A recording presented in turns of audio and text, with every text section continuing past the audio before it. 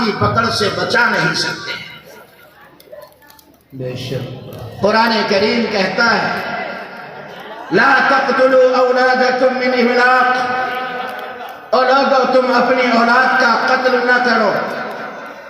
آج کے سماج اور معاشرے کا انسان جب یہ سنتا ہے تو فوراً سوچنے لگتا ہے کہ ہم اپنی اولاد کا قتل نہیں کرتے، ہم اپنی اولاد کے خون سے اپنے ہاتھ رنگین نہیں کرتے، ہم اپنی اولاد کے لبوں کو بوسہ دیتے ہیں، ان کی پیشانی کو چومتے ہیں، ہم ان کے رخسار پر پیار کرتے ہیں، ہم اپنی اولاد کو اپنے کاندھے پر بٹھاتے ہیں، ہم اپنی اولاد کو اپنی پشت پر سوار کرتے ہیں، ان کے لیے دکان اور مکان کا انتظام کرتے ہیں۔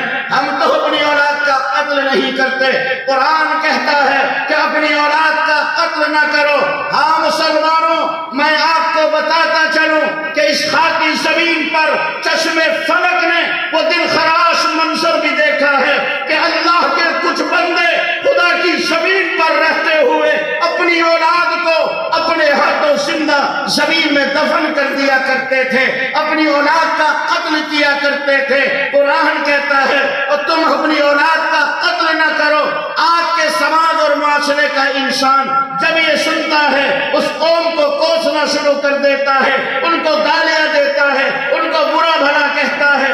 ارے وہ کیسے درندہ صفت انسان تھے، وہ کیسے پتھر دل انسان تھے، ارے وہ کیسے حیوان صفت انسان تھے جو اپنی ہی اولاد کا قتل کیا کرتے تھے، اپنی اولاد کو زندہ دفن کر دیا کرتے تھے، اپنی اولاد کے خون میں اپنے ہاتھ رنگین کیا کرتے تھے۔ آج کے سماج اور معاشرے کا انسان ان کو کوسنا اور گالیاں دینا شروع کر دیتا ہے۔ میرے بھائیوں، میں علماء کی موجودگی میں رات کی تاریکی اور سناٹے میں اپنے مالک کی قسم اٹھا کر کہہ سکتا ہوں، اگر وہ لوگ جنہوں نے اپنی اولاد کا قتل کیا ہے وہ اللہ کی بارگاہ میں مجرم اٹھیں گے تو کہنے کو کھل کر وہ لوگ جو اپنی اولاد کو بددین رکھتے ہیں وہ ان سے بڑھ کر مجرم، پاپی اور گنہگار ہیں۔ ان لوگوں کا جنہوں نے اپنی اولاد کا قتل کیا ان کا جرم صرف اتنا تھا کہ انہوں نے ان کو قتل کر کے ان کی حیات اور زندگی کو ختم کر دیا۔ اگر وہ ان کا قتل نہ کرتے ہو سکتا تھا ان کے بچے 10-20 سال 50 سال 60 سال 70 سال خدا کی زمین پر زندہ رہتے۔ انہوں نے ان کا قتل کر کے ان کی حیات اور زندگی کو ختم کر دیا۔ او میرے پیارے، تو نے اپنی اولاد کو زندہ تو رکھا لیکن ذرا اپنے سینے پر ہاتھ رکھ کر مجھے بتا تو صحیح، تو نے بددین بنا کر کون سا احسان کر دیا؟ تو نے تو جہنم کا ایندھن بنا دیا۔ آپ نے کون سا احسان کر دیا؟ آپ نے کون سی بھلائی کی؟ اگر وہ قتل کرنے والے مجرم اور پاپی ہیں تو یاد رکھنا اپنی اولاد کو بددین رکھنے والے بھی مجرم اور پاپی ہیں۔ اگر وہ اللہ کی بارگاہ میں مجرم اٹھیں گے تو اولاد کو بددین بنانے والے بھی مجرم ہوں گے۔ اس لیے میرے بھائیوں، اللہ نے اولاد دی ہے، مالک نے اولاد کی نعمت سے مالا مال کیا ہے، اولاد کی عظیم الشان نعمت آپ کو عطا کی ہے۔ یہ آپ کی ذمہ داری ہے کہ آپ اپنی اولاد کی فکر کریں، آپ اپنی اولاد کا خیال کریں کہ یہ ہماری اولاد اپنے رات دن کی زندگی میں کیا کچھ کر رہی ہے، ارے ان کے رات دن کس طرح گزر رہے ہیں، ہماری اولاد دین سے واقف ہے یا نہیں ہے، یہ شریعت کا علم رکھتی ہے یا نہیں رکھتی، ہماری اولاد ہمارے سامنے کھڑے ہو کر پیشاب کر رہی ہے، ہمارے بچے ہمارے سامنے بیڑی سگریٹ پی رہے ہیں۔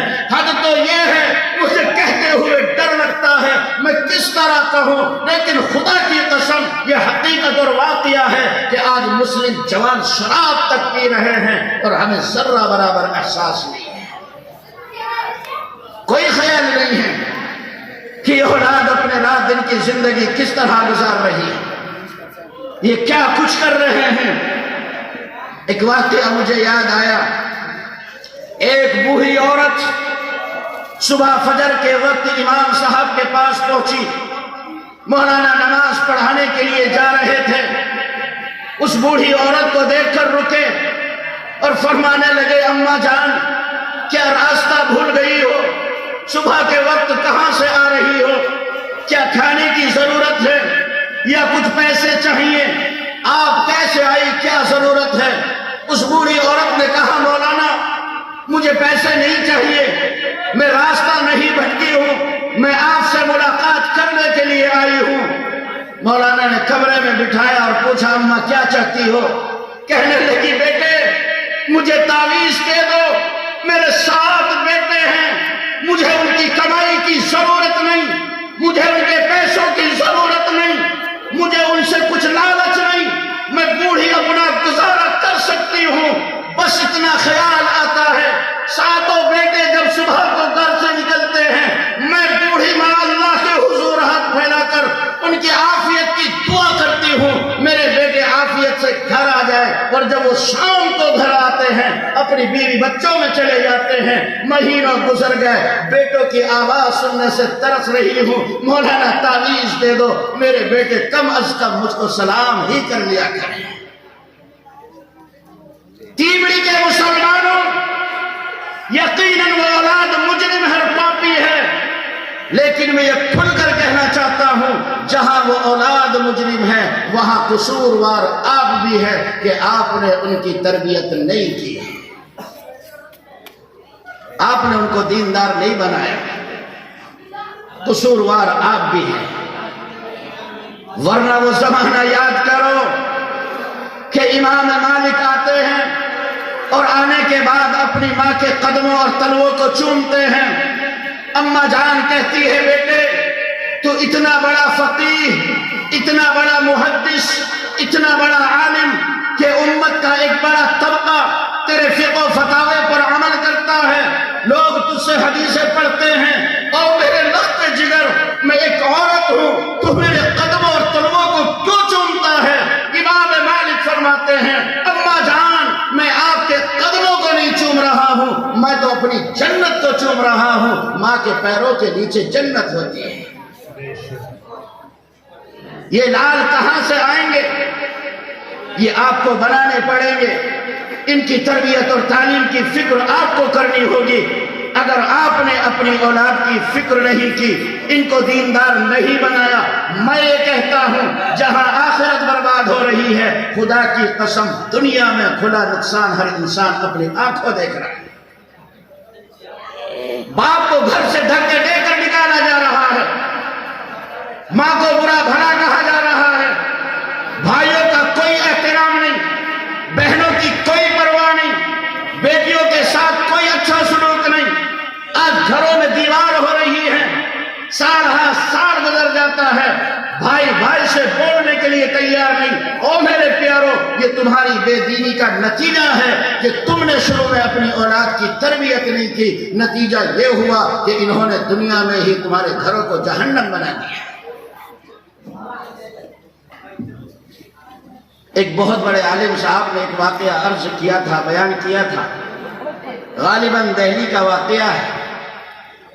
ایک جوان رمضان المبارک کے مہینے میں ظہر کی نماز پڑھنے کے لیے مسجد آیا، نماز ادا کی اور نماز ادا کرنے کے بعد امام صاحب کے پاس مسئلہ پوچھنے کے لیے گیا اور ان سے جا کر کے اس نے مسئلہ پوچھا. حضرت میں نے روزہ رکھا، سحری کھائی، فجر کی نماز ادا کی، اب ظہر کی نماز ادا کرنے کے لیے آیا ہوں اور آپ سے مسئلہ بھی پوچھ رہا ہوں. مسئلہ یہ ہے کہ روزہ رکھ کر میں نے اپنے موبائل پر گندی فلمیں دیکھی ہے جس سے میرے کپڑے خراب ہو چکے ہیں. یہ بتائیے کہ میرا روزہ رہا یا نہیں رہا؟ میرے بزرگوں اس کا روزہ رہا یا ختم ہو گیا؟ یہ بتائیں گے ہمارے حضرت حضرت مفتی عبد الغفور صاحب دامت برکاتہم، میں تو یہ دل کا درد سنانے کے لیے آیا ہوں، اور جس نے سحری کھائی، روزہ رکھا، فجر کی نماز ادا کی، ظہر کی نماز ادا کی، اور جو امام سے مسئلہ بھی پوچھ رہا ہے، ایمانداری سے بتاؤ مسلمانوں وہ شخص کچھ دیندار ہے یا نہیں ہے؟ اور جب اس دیندار کی پوزیشن یہ ہے، یہ دیندار اس پوزیشن میں ہے کہ روزے کی حالت میں موبائل پر گندی فلمیں دیکھ کر اپنے کپڑے خراب کر لیتا ہے، میں کس درد سے کہوں مسلمان، تیری وہ اولاد جو ہفتوں تک مسجد کا دروازہ تک نہیں جھانکتی، مجھے بتا وہ رات ان کی زندگی میں کیا کچھ کر رہے ہوں گے، ان کی رات ان کی زندگی کس طرح گزر رہی ہوگی، وہ کیا کچھ اپنی زندگی میں گل کھلا رہے ہوں گے، راتوں کو کس طرح زندگی گزارتے ہیں، دن کی روشنی میں کیا کچھ کر رہے ہیں، جو پورے ہفتے مسجد کا دروازہ نہیں جھانکتے، جمعے سے جمعہ پڑھتے ہیں، اور جن کو جمعہ پڑھنے کی بھی توفیق نہیں ہوتی، سوچ میرے پیارے وہ اپنی زندگی میں کیا کچھ کر رہے ہیں، جب اس دیندار کی پوزیشن یہ ہے۔ ہم نے احساس کیا، کبھی ہم نے سوچا، کبھی اپنے گریبان میں جھانکا، بس ہم یہ خیال کر بیٹھے اللہ نے اولاد دے دی، ہم نے کھلا پلا کر بڑا کر دیا، ہم ان کی ذمہ داری سے فارغ ہو گئے۔ نہیں میرے پیارو، اس اولاد کی تربیت کرنا، اس کو تعلیم دلانا، اس کے اخلاق کو سنوارنا، اس کو دیندار بنانا، نبی کی تعلیمات سے آراستہ کرنا، چھوٹے بڑے کی تہذیب اور سلیقہ ان کو بتانا، یہ آپ کی ذمہ داری ہے۔ اگر آپ نے اپنی اولاد کی فکر نہیں کی، میں پھر کہتا ہوں ہم اللہ کی پکڑ سے بچ نہیں سکتے۔ کھیل بنایا ہے مسلمانوں نے، ہمارا دل روتا ہے، ہم دیکھتے ہیں کیسے جوان ہیں، کتنا چھریرا بدن ہے، کتنے خوبصورت جسم والے ہیں، خدا نے کرم کیا تھا، مسلم گھرانے میں پیدا کیا تھا، میرے رب نے مسلم ماں کی چھاتیوں سے دودھ پلوایا، جوانی کے 10 سال 20 سال مسلم گھروں میں پلے، 2 سال 3 سال مسلم گودوں میں کھلائے گئے۔ ہم ان سے پوچھنا چاہتے ہیں، بتا میرے جوان تو دیکھ کر اللہ کا کلام پڑھنا جانتا ہے؟ بتا میرے جوان تو نبی کی سیرت کتنا جانتا ہے؟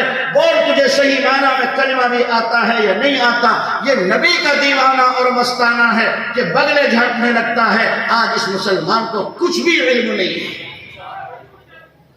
کسی بھی دھرم اور مذہب کے ماننے والوں کو اٹھا کر دیکھو، وہ اپنے مذہب اور دھرم کے بارے میں ضرور کچھ نہ کچھ جانتے ہیں۔ آج یہ نبی کے دیوانے اور مستانے ہیں جن کو اپنے مذہب کے بارے میں کچھ بھی خبر نہیں ہے۔ کیا اسی لیے اللہ نے اولاد دی ہے؟ کیا رب نے ہماری اولاد گودوں کو اسی لیے بھرا ہے؟ یہ عظیم الشان نعمت ہے اولاد۔ انبیاء کی مقدس جماعت نے بھی اللہ کے حضور اولاد کے لیے دعا کی ہے۔ یہ معمولی چیز نہیں ہے، ان کی خیر خیریت رکھنا، ان کو دین سکھانا، ان کو عافیت کی زندگی گزارنا سکھانا، یہ آپ کی ذمہ داری ہے۔ اگر آپ نے اپنی ذمہ داری میں کوتاہی کی، یاد رکھنا آپ کسی طرح بچ نہیں سکتے۔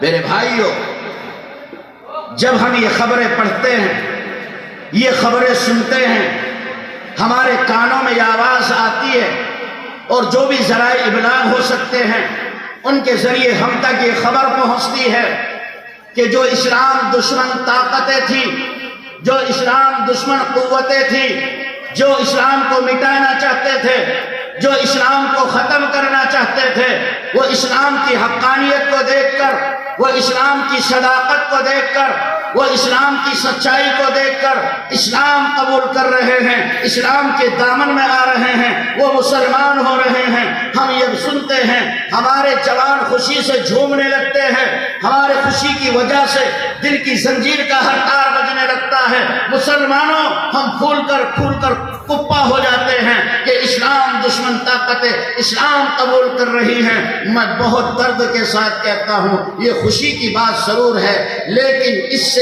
زیادہ غمگین کرنے والی بات یہ ہے کہ جو پہلے سے مسلمان ہیں وہ مرتد ہوتے چلے جا رہے ہیں، ان کی زندگیوں سے اسلام نکل رہا ہے۔ اس ارتداد کی ایک شکل یہ ہے کہ ہم نے اپنی بچیوں کو آوارہ کیا، ہم نے اپنی بچیوں کو بے پردہ کیا، ہم نے اپنی بچیوں کو غیروں کے اسکول اور کالج میں بھیجا، ہم نے اپنی بچیوں کو جوان کو جنگلوں میں بھیجا، ہم نے اپنی بچیوں کو بازار اور مارکیٹ میں بھیجا۔ خدا کی قسم ایک دو نہیں، ہزارہ واقعات ہیں کہ مسلم لڑکی ہوتی ہے اور غیر مسلم لڑکا ہوتا ہے، وہ اس کے ساتھ فرار ہو جاتی ہے اور حکومت کا سہارا لے کر اسی کے ساتھ زندگی بسر کرتی ہے۔ سوچ میرے بھائی، تیری وہ اولاد، تیری وہ بٹیا جس نے مسلم ماں کی چھاتیوں سے دودھ پیا، جس نے 10-20 سال جوانی کے اپنی زندگی کے مسلم گھرانے میں گزارے، اور میرے پیارے تیری لاپرواہی نے اس کو ہمیشہ کے لیے جہنم کا ایندھن بنا دیا۔ ایک مرتبہ میں نے بجنور کی جامع مسجد میں چاشیری میں بیان کیا، اتفاق سے یہ بات میں نے عرض کی کہ آج ہماری بیٹیاں مرتد ہو رہی ہیں۔ ایک وکیل صاحب کھڑے ہوئے اور کہنے لگے، مفتی صاحب میں کچہری میں رہتا ہوں، اب زیادہ تر مقدمات وہ ہوتے ہیں کہ مسلم لڑکی ہوتی ہے اور غیر مسلم لڑکا ہوتا ہے۔ مسلمانوں، ہم نے احساس کیا ہماری بیٹیاں اپنے ایمان سے ہاتھ دھو رہی ہیں، غیروں کے ساتھ جا رہی ہیں، وہ جہنم کا ایندھن ہو رہی ہیں، اور ہمیں ذرہ برابر احساس نہیں۔ ہم ٹوپی اوڑھ کر، گلوں میں رومال ڈال کر، ہم پگڑیاں باندھ کر، ہم چلوں میں جا کر، ہم تسبیح پڑھ کر خوش ہیں، ہم دیندار ہیں، یہ خبر نہیں ہے کہ تیری اولاد کہاں جا رہی ہے۔ انہوں نے زندگی کے 20 سال مسلم گھرانے میں گزارے تھے اور یہ مرتد ہو کر جہنم کا ایندھن بن گئی اور ہمیں کوئی احساس نہیں۔ ایک شکل ارتداد کی یہ ہے کہ ہمارے جوان راتوں کو بستروں پر آتے ہیں، گانا سنتے ہیں، کانوں میں لیڈ لگا کر پڑ جاتے ہیں۔ خدا کی قسم بعض گانے ایسے ہوتے ہیں کہ تمہارے بچے رات کو مسلم مومن ہو کر کے سوتے ہیں، صبح کو ان کے ایمان کا سودا ہو جاتا ہے، تم اس کو شعیب نفیس مسلم نام لے کر پکارتے ہو، اور تجھے یہ خبر نہیں ہے میں جس کو مسلمانوں والا نام دے رہا ہوں اس کے پاس اس کا ایمان نہیں ہے۔ میرے بھائیوں، ایسا نہیں ہے کہ ہم نے اولاد کو پیدا کر دیا اور ذمہ داری پوری ہو گئی۔ اولاد کے کچھ حقوق ہیں ماں باپ پر۔ کبھی پھر آپ نے بلایا اور میں یہاں آیا تو اولاد کے وہ حقوق جن کا پورا کرنا ماں باپ کی ذمہ داری ہے انشاءاللہ آپ سے بیان کریں۔ ملا زندہ صحبت باقی، خدا نے مجھے اور آپ کو سلامت رکھا اور آپ نے مجھے موقع دیا تو اولاد کے حقوق بیان کر کے جاؤں گا۔ یہ تو بہت رونا روتے ہیں، ہم ماں باپ ہیں، ہمارا حق ادا نہیں کرتی ہماری اولاد۔ تم نے بھی کبھی سوچا کہ ہم اپنی اولاد کے حقوق ادا کر رہے ہیں یا نہیں کر رہے؟ سننا چاہتے ہیں وہ حقوق؟ پھر بلاؤ گے تو انشاءاللہ بیان کروں گا۔ اب جو کچھ کہا گیا اللہ پاک عمل کی توفیق عطا فرمائے۔ وآخر دعوانا الحمدللہ رب العالمین۔ ماشاءاللہ، جزاکم اللہ خیر الجزا۔ بڑی مدت میں بھیجتا ہے ساقی ایسا مستانہ، بدل دیتا ہے جو بگڑا ہوا دستور میخانہ۔ یہ تھے جناب حضرت مولانا مفتی محمد افتخار صاحب دامت برکاتہم العالیہ۔